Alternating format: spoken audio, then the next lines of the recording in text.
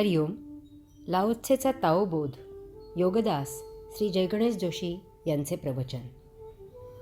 स्वभावाला औषध नाही. परमात्म्याची ही विपरीत लीला जाणावी. प्रत्येकाचा स्वभाव जाणावा. श्रेष्ठ किंवा कनिष्ठ श्रेणी निर्माण करून महत्त्वाकांक्षा निर्माण करू नयेत. प्रगतीची ओढ असावी, परंतु त्यामागे राक्षसी महत्त्वाकांक्षा नसावी. ती माणसाला हैवान करते, त्याच्यात ईर्ष्या निर्माण करते आणि माणूस त्या हव्यासासाठी प्रमाद करतो. मग माणूस वरून बेगडी सभ्यतेचा बुरखा पांघरून आतून सैतानालाही लाजवील अशी काळी कृत्य करतो. सरळ सरळ हैवान असलेला परवडतो, त्याच्यापासून दूर राहण्याचा उपाय करता येतो.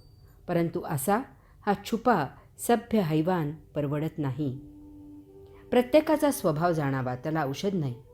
ज्याला गणित येत नाही त्याला छडी मारूनही तो येणार नाही. तेथे आळस नसून मुळातच गणिताची आकलन शक्ती नाही किंवा कमी आहे हे ओळखावे. त्याला चित्रकला येत असेल, त्याला गाता येत असेल तर त्या कलेला प्रोत्साहन द्यावे. मारून मुटकून त्याला भास्कराचार्य करण्याचा नसता उद्योग करू नये. कोणामध्ये काही कमी जास्त असेल तर त्याला मुळीच हिणवू नये. ती त्याची कमतरता नाही. आपण आंधळ्याला दूषण देतो का? उलट त्याला आपण मदत करतो. त्याला आंधळा म्हणून हिणवत नाही आणि त्याची उपेक्षाही करत नाही. तो ठेचकाळला तर आपल्याला त्याची दया येते. तो कसा धडपडत आहे त्याची गंमत आपण पाहत नाही. आपण त्याचे अंधपण समजून घेतो आणि त्याप्रमाणे त्याच्याशी आपण व्यवहार करतो.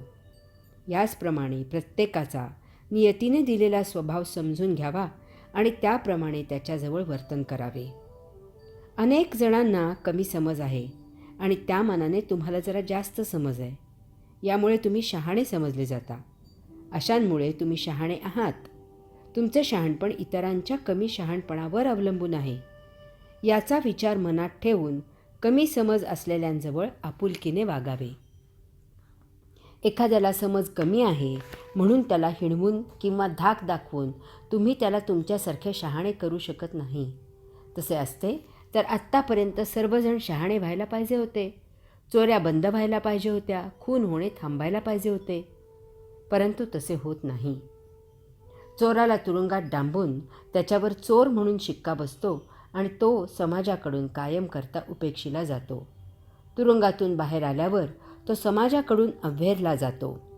तेथेच तो कायम करता चोर होतो.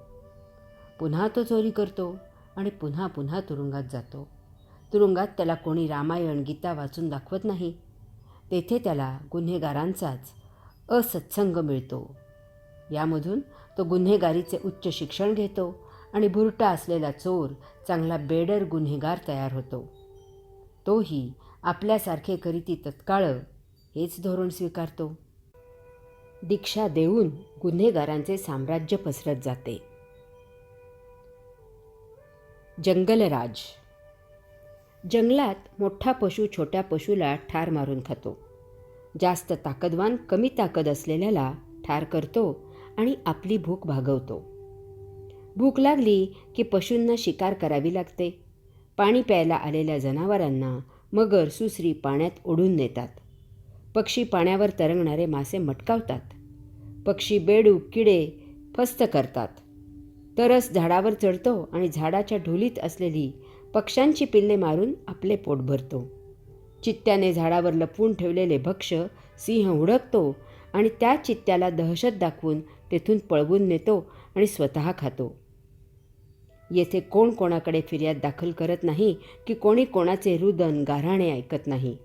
कारण भूक लागली असता आपले भक्ष्य ठार मारून खाणे हा पशुधर्म आहे. किंवा संरक्षण करताना शत्रूला ठार मारणे हा जंगलचा कायदा आहे. गुन्हेगाराला किंवा अपराध्याला पकडून साऱ्या जंगलाला हा पहा गुन्हेगार, याला आता तुरुंगात घालतो, याच्यावर खटला दाखल करतो, याला गुन्हेगार म्हणून शाबित करतो आणि मग त्याला फाशी देतो किंवा जन्मठेपेच्या नावाखाली याला आयुष्यभर लोकवर्गणीतून पोसतो. यातून त्याला अपराधी किंवा गुन्हेगार म्हणून शाबित करू शकलो नाही तर स्वच्छ आणि पारदर्शक कारभार म्हणून जगाकडून पाठ थोपटून घेतो. याला कोणी हसले तर त्यांचेच किडके दात दिसतील, होय की नाही?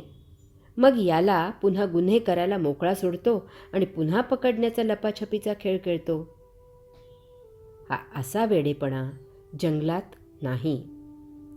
अनेक वर्षे तुरुंगात ठेवून कोणी अपहरणकर्त्याने त्याला न सोडवल्यास, कोण्या राज्य सरकाराने त्याला सोडवा असा ठराव संमत न केल्यास, मग त्याला फाशी देण्यापेक्षा गुन्हा घडत असतानाच तेथल्या तेथेच त्याला ठार करून सर्वोत्तम शिक्षा देण्याचा परखड कायदा जंगलात आहे. इतके तत्पर न्यायालय तेथेच आहे, कारण तेथे सर्वच आपापल्या पुरते वकील, न्यायाधीश आणि शासनकर्ते आहेत. तेथे कैफियत, युक्तिवाद वगैरे काही नाही. सरळ परखड सत्य आहे.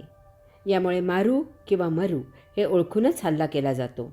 जे काही होईल ते अगोदरच घडायच्या आधीच स्वीकारलेले असते. जंगलाचे म्हणून एक खास परंतु संपूर्ण नैसर्गिक व्यवस्थापन आहे. येथे झाडे माळ्याच्या मशागतीशिवाय छान मनमुराद वाढतात. पशुपक्षी स्वच्छंदपणे विहार करतात. ऊन, पाऊस, वारा, थंडी या सर्वांचे मुक्तपणे स्वागत केले जाते. ज्याला जिकडे जायचे असेल त्याने स्वतःचे स्वतः खुशाल जावे, आपापले संरक्षण करावे, आपत्ती आल्यास त्याचा स्वीकार करावा किंवा मुकाबला करावा. भूक लागल्यास कोणाला विचारायची गरज नाही. सब जंगल गोपाल के असा खाक्या आहे.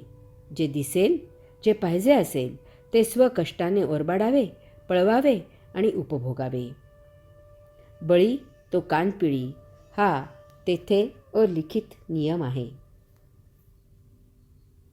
हरि ओम.